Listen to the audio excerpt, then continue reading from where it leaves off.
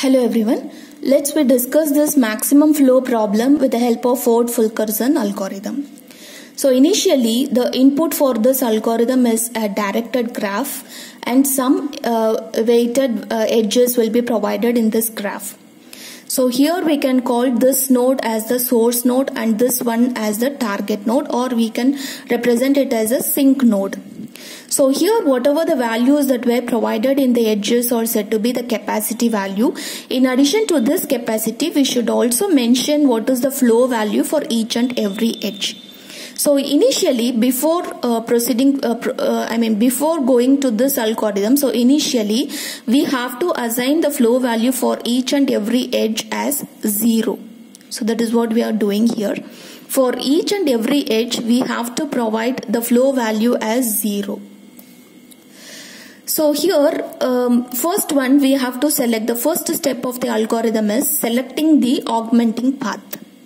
First we need to select the augmenting path. Suppose if you select this path, that is S2U, U2T, U2V and then V2T. So this is the path S2U, U2V and V2T. So if you select this path, okay, S2U, U2V, V2T, if you select this path, so what could be the number of edges we have in this part? There are actually 3 number of edges that were available.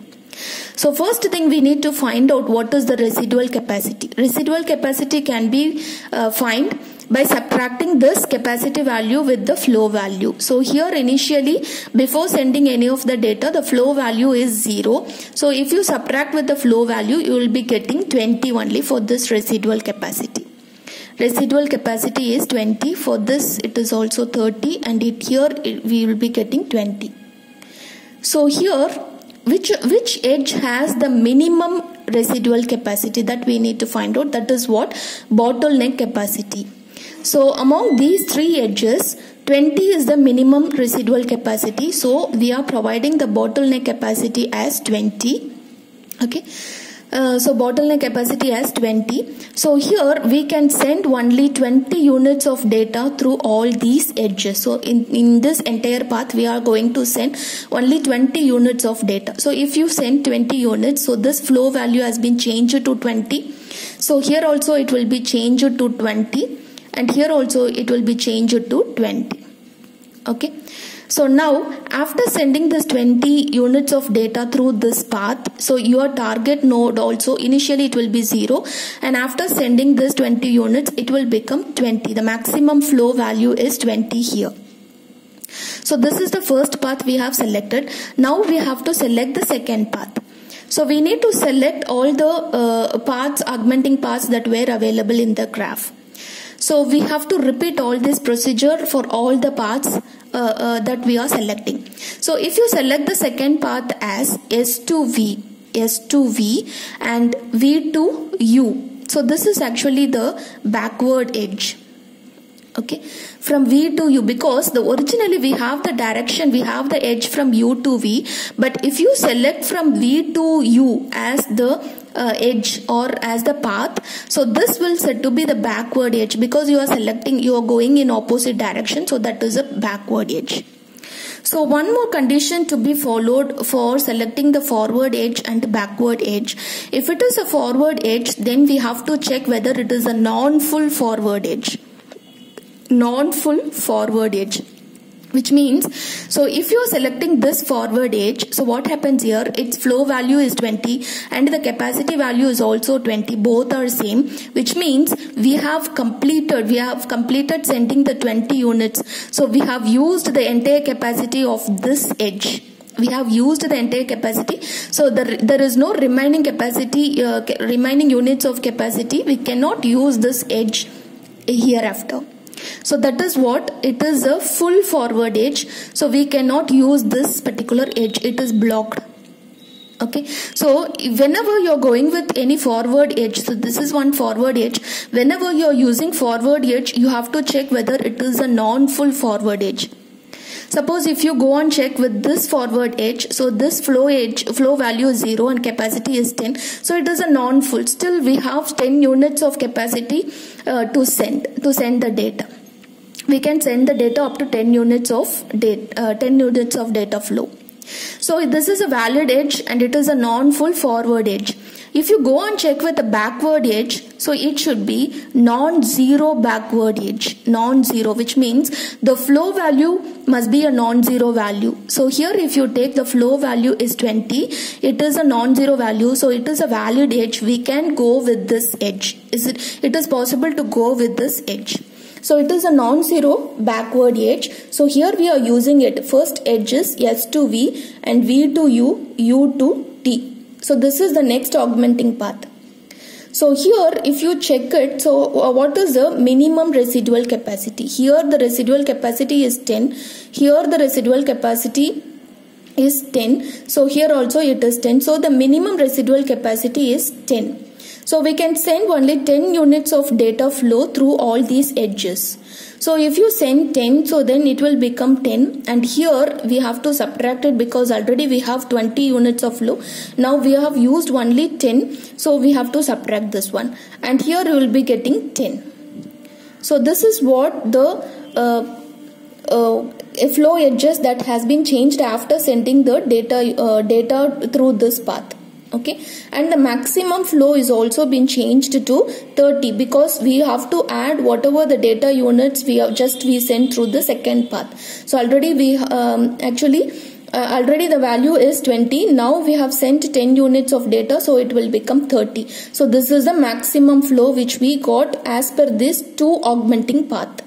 The first path that will produce the 20 as a maximum flow. Second path is producing 10. So we have to add the 10 with 20. So we will be getting 30. That could be the maximum flow. Now we can go with a third augmenting path. So is it possible to select the next augmenting path? So if you check this edge is blocked, we cannot proceed further. This edge is also blocked because 10 flow value and capacity value both are same. Since it is a forward edge, we need to check whether it is a non-full forward edge. But here it is not non-full forward edge, so we cannot select this edge. So from this source we have only two edges, so we don't have any other edge to select. So we stop doing this process. Okay, so we are just terminating the process. So this is what the final output. So final output maximum flow value is 30. So this is what the final output. Which we are getting for this given graph. So this is how maximum flow value has been calculated. So for using the Ford-Fulkerson algorithm. So let us see what is the algorithm for this maximum flow problem. So first step, we need to find out the augment path. So we have one specific function to find out the augmenting path. So here augment of f comma p. So here f represents the flow value and p represents the path. So here the main part of the algorithm starts from here, that is max flow. So initially f of e equal to 0. So initially we are providing all the flow values of all the edges are set to be 0 for all e in G. While there is an ST path, that is source target path in the residual graph. If you find any augmenting path, let P be a simple ST path in GF. So P is the augmenting path and F dash is equal to augment of F comma P. So we have to do some computations in all the edges in the path. So we are just calling this augment function here. So here we have the augment function. So in this, let B equal to bottleneck. So what is this bottleneck? So bottleneck means whichever the minimum residual capacity, that is what the bottleneck. So for each edge U comma V that belongs to P, if E equal to U comma V is a forward edge, then we have to increase the F of E in G by B. So as I told while solving the problem, so if you get the forward edge, say for example here S T U V, okay. So here as per the graph, we have the edge, it is S to U, S to V and U to T, V to T, U to V. So here the capacity values are 20 and here it is 10, here it is 30 and here it is 20. Here it is 10. Okay. So initially flow values are 0. That is the first step. So which we are giving for all the edges. And now as per this augmenting path, so what is the augment path? First one, we are just taking this path S to U, U to V and V to T. So if you take this path, so what could be the bottleneck? Bottleneck can be found with the help of the residual capacity. Residual capacity, which is nothing but capacity minus flow. Capacity minus flow. So here the capacity minus flow is 20. Here the capacity minus flow is 30. Here the capacity minus flow is 20. So this is what the residual capacity for each edge. For each edge we are finding, and what is the minimum residual capacity? It is 20. So that is what the bottleneck. So here the bottleneck capacity is 20. For this augmenting path, the bottleneck capacity is 20.